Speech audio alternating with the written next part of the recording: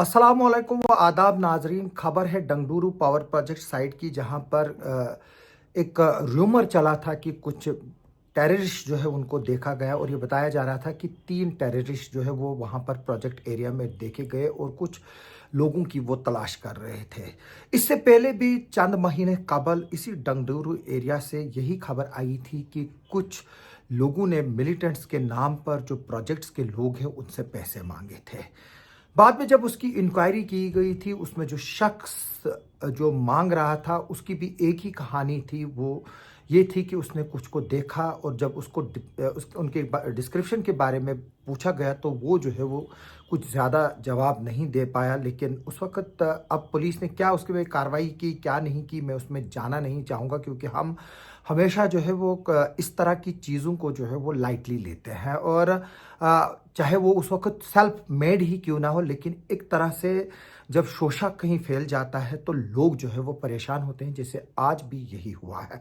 जब इस तरह का इनपुट एक एम्प्लॉय ने दिया, जब उसमें फिर बाद में सीसीटीवी फुटेज देखी गई और बाकी चीज़ें चेक की गई तो वहाँ पर कुछ भी नहीं निकला। और बाद में ये पता चला कि जो ये एम्प्लॉय क्लेम कर रहा था वो शराब के नशे में था और उसको इल्यूजन था। यानी कि कभी कभार किसी को जब इस तरह की चीज़ें होती है या कोई शराब पीकर होता है या नशे के में होता है, उसको अगर सामने घर के सामने पंखा जो होता है उसको वो भी इंसान दिखाई देता है, अगर पेड़ सामने होता है तो उसको वो गद्दा दिखाई देता है। तो इसी तरह से जो शख्स जिसने ये बताया था उसको इल्यूजन था, जो शराब के नशे में था। और कोई भी आतंकवादी जो है वो डंगडूरू पावर प्रोजेक्ट की साइट में इस वक्त के जो है लेटेस्ट है अभी तक नहीं पाया गया है। यानी कि जो एजेंसीज है उन्होंने इसको अच्छी तरह से खंगाला और इस चीज़ को चेक किया है।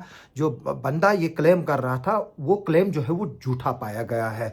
तो मेरी इस वीडियो के ज़रिए रिक्वेस्ट है लोगों से कि वो पैनिक ना हो जाएं और एक दूसरे को जो है वो फ़ोन करना ना शुरू करें, अफवाह ना फैलाना शुरू करें कि हमें ये देखा वो देखा।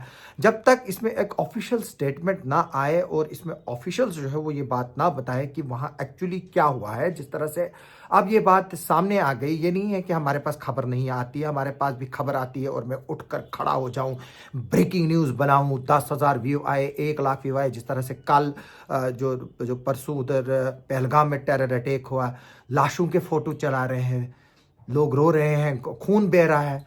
फिर गिब्बी बना रहे हैं, जो आज कोई नया ऐप आया है, गिब्बी बना रहे हैं और मजाक बना रहे हैं।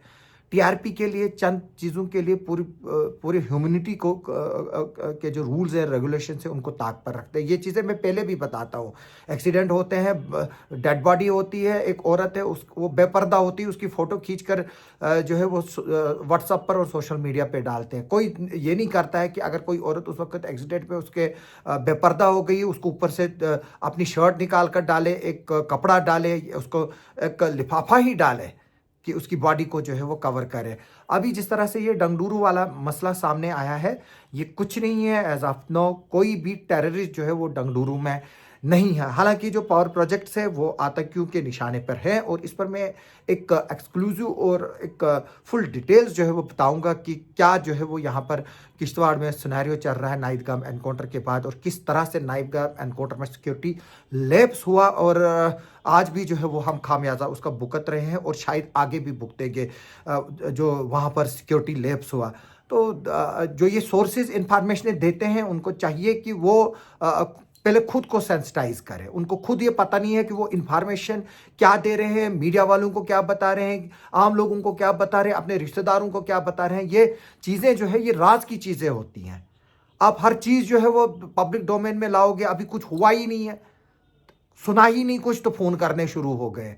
तो मैं बता दूं लोगों को, डंगडूरू में कुछ भी नहीं है। जिस बंदे ने ये इन्फॉर्मेशन दी है वो शराब के नशे में था और वहां पर जब सीसीटीवी फुटेजेस को चेक किया गया, वहां पर चप्पे चप्पे पे कैमरे लगे हैं, तो जब उनको चेक किया गया तो वहां पर कुछ भी जो है वो पाया नहीं गया और जो बंदा जो ये क्लेम कर रहा था उसका क्लेम जो है वो झूठा पाया गया।